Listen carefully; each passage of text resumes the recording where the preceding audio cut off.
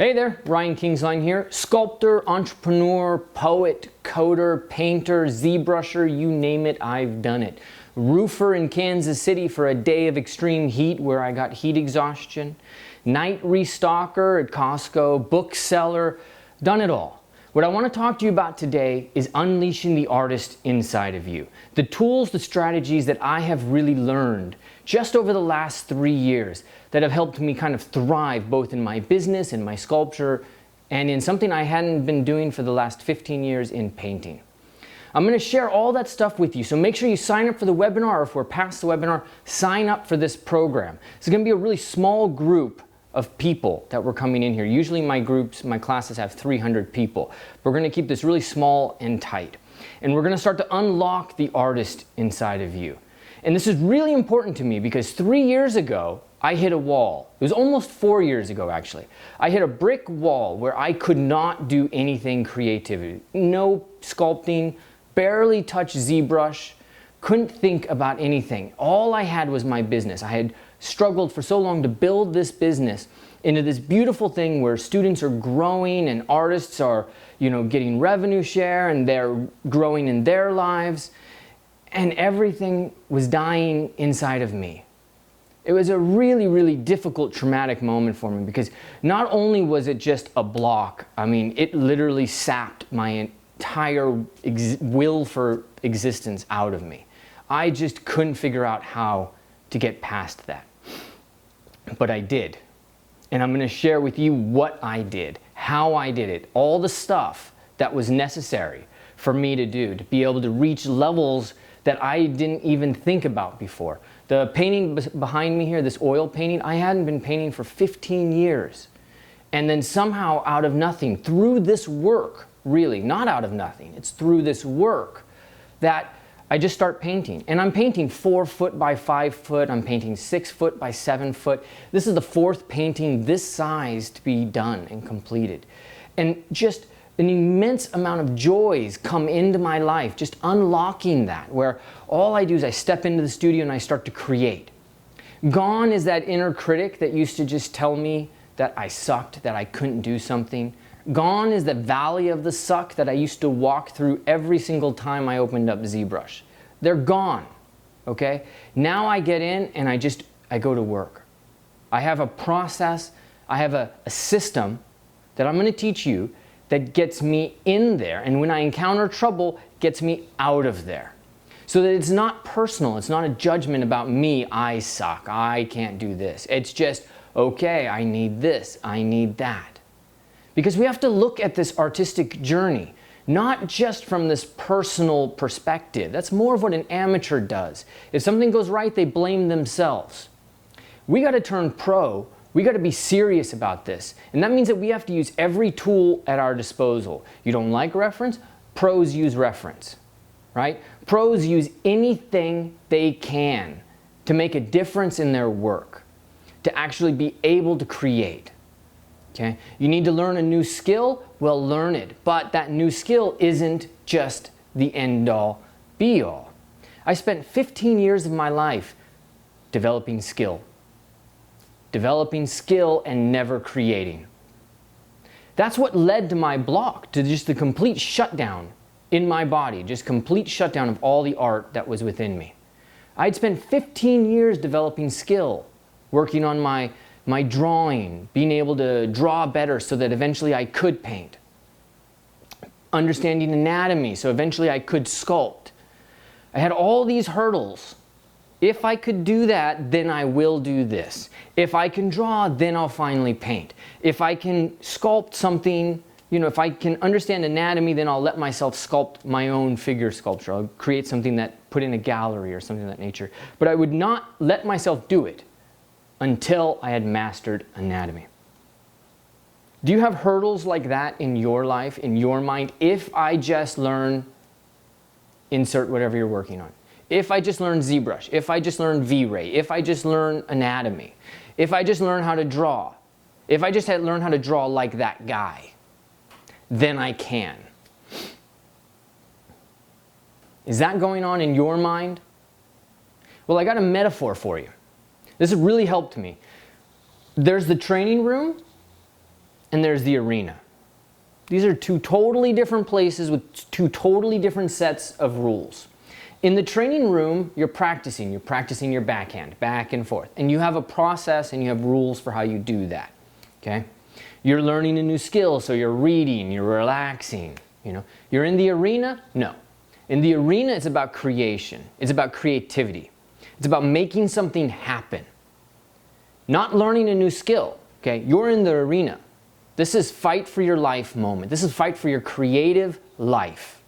Let's find a way to unleash that artist inside of you so that when you are in that arena, he just goes. He knows exactly what to do. Maybe you don't know. Like this painting behind me, I don't know. I mean, I got a baby floating in space. You know, I showed this to my son. We were FaceTiming from the studio. I showed this to him. He shrieks and throws the phone down and just traumatized, crying. I don't know what this is, but I have a very deep connection with this painting. I have a very deep connection with this sculpture now. And this was a sculpture I gave up a year ago because it wasn't right. I would never have let myself do this painting because the way I had started it wasn't right. There was no underpainting. There was no anatomy figured out. Anatomy, oddly enough for me, is the last thing I figure out. It's like one of the very last things that I figure out. We all have our own process. We have to learn new skills to grow and to reach new potential, but skill is 20% of anything. 80% of it is psychology. We all know wildly successful people that are infinitely less talented or skilled than we are, than we think we are. We all know that person that just succeeded and you have no idea how they do it. They have no idea how they do it, but they succeed. How does that happen? It's psychology. It's not learning Maya or learning V-Ray or learning this new technique or being able to draw like this artist. That kind of thing happens a lot in where I'm at in Los Angeles because we have such amazing illustrators. You want to take this class with this guy and learn how he does drapery, learn how he does form and all of this, how he does dynamic figures. But that's not going to get you all the way. No skill will get you all the way. I have taught over 10,000 students at UArtsy. Over 10,000 students have gone through there. And the biggest thing I've seen people need is the psychology of art, but it's not talked about. People talk about the psychology of sports. That makes sense to us. We understand, okay, so there's a psychology of sports. Get your head in the game, you know, get involved with it, practice, and then go in there and just relax and play, right? But what do we do when we're an artist? Do you get your head in the game as soon as you walk in? Where's your studio? Is it in your bedroom? Is it in a closet? Is it in the living room, right? Like as artists, we're just struggling to find space and to be able to find time to do this because it's not something that always pays the bills. So we have to struggle to bring that into our life. But it's no different than anything else. You have to work the psychology because that's 80% of the equation that you're not doing, that I'm not doing. There's 80% of it that we have to work on. So we learn new skills, but psychology is going to be the one that tells us how to use it. And that's going to be the one that tells us where we're blocked. Where are you blocked? Maybe you can sculpt, you can paint, you can do everything, but you're blocked somewhere else. You can't draw. You start to draw and things just kind of go to hell in a handbasket. You don't know what to do and you don't know why. What are your rules for drawing? These are the kinds of things that we're going to start to explore. For example, in this sculpt right here, I gave this sculpt up like about a year ago and I just hated it. I was like, oh, it's just a boring ass sculpt. It's just not fun. But there's a really cool reason for why it was boring. I was trying to work on this area down here and I was trying to get this area right. So I was focused on the compression and the anatomy and all of that stuff. And I didn't know this then, but now I know that there's actually a neurobiology to seeing. We have what's called a what system and a where system. What system is like, those are flowers. And the where is, those are flowers right in front of me, or those are flowers behind my daughter, right? A what and a where. I had spent all my time focusing on what this leg was and where the epicondyle was, where the patella was, where the femur was. But I didn't want what and where from this model. What I wanted was movement.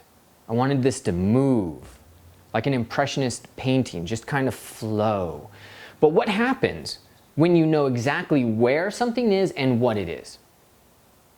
It's very static, right? Take, for example, a neoclassical painting. You know exactly that that's a vase, you know exactly that that's a petal, you know exactly where that is.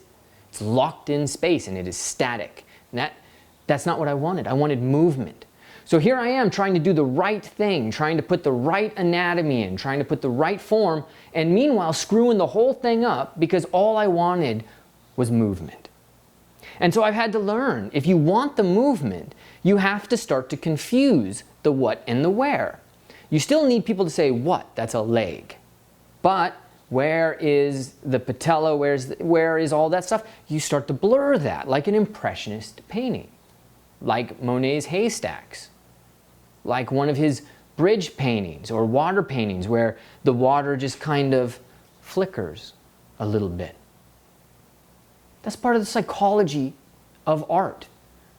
What is it that our goal is? If our goal is movement, you don't lock in the anatomy, you keep it loose and gestural. But then we go, well, if I keep it loose and gestural, maybe I don't understand the anatomy and I have to do the anatomy. I have to get the anatomy right. Why? What's your rule for art? I got a lot more of this stuff that I want to share with you. What my rules for art were, for example, and how I literally screwed up 15 years of my life and lost an enormous amount of creative time. Time that I don't get back. But I'm going to give you that time. That's my goal, so nobody else loses time like that. We're going to hammer this down and figure out what makes us tick as artists. And so we've got this mentor program coming up. Okay, we're going to talk about unleashing the artist inside of you and helping you understand what's blocking you and what you need to change to be able to take the next step. Because this isn't just psychology or philosophy. This is our life in the studio creating. And when we create, is there any better feeling? Outside of being with our family or our wife or girlfriend, is there anything better than creating something beautiful and having that literally exist next to you? For me, it's pure joy. It's the best thing. It's an addiction. And it's a great addiction. We want that addiction. I want that addiction for you.